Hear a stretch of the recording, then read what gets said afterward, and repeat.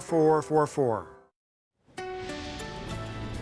Let's find out more about the heat we experienced today. And Violet, it's still so hot, I guess I could say. It's unusual to say that, at 10 o'clock at night. Yeah, it's even more surprising. I mean, during the daytime, we get those summertime days that get really hot. It's even more surprising when you step outside at night, especially this time of night.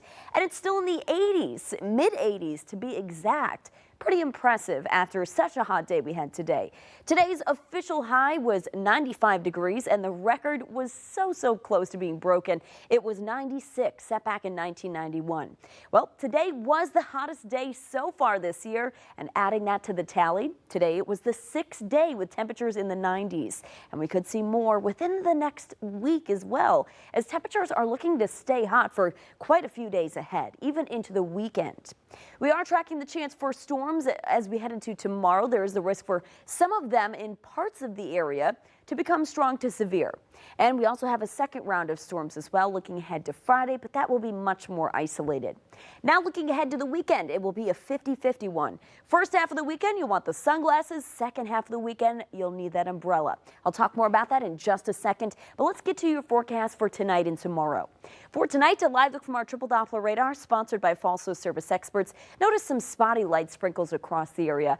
We are tracking some wetter weather that arrives after midnight, though, as a cold front approaches.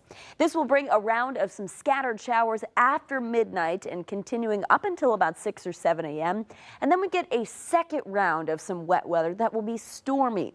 That second round is going to arrive midday tomorrow around 10 or 11 a.m. and continue just until the early afternoon hours. But some of those storms, again, do have the risk to be on the strong to severe side, just for areas mainly to the east of Syracuse. This light area is a low risk for severe thunderstorms. It's called marginal. That's on the lowest part of the scale. Then this yellow shaded region is a slight risk. That's more towards the moderate part of the scale.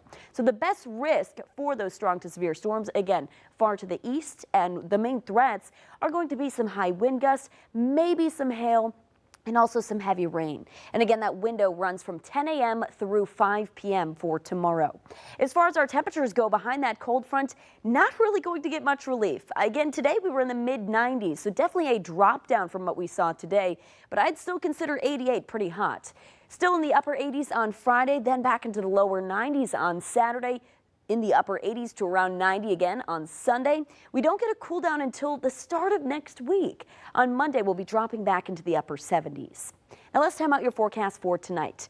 We are generally quiet outside, but we get that first round of scattered showers after midnight, continuing up until 6 or 7 a.m. Temperatures start in the mid 70s. Then we're dry up until 10 or 11 a.m. when that second round begins to develop. That will reach Syracuse around noon and head east through the afternoon hours, eventually tapering off after 5 p.m. A check of your 7-day forecast. Just an isolated storm Friday, still in the upper 80s. Generally dry Saturday, chance for some showers late. Temperatures in the lower 90s. Upper 80s Sunday with some very soggy weather, on and off showers. Eventually drying out looking ahead to Monday and cooling down. Matt?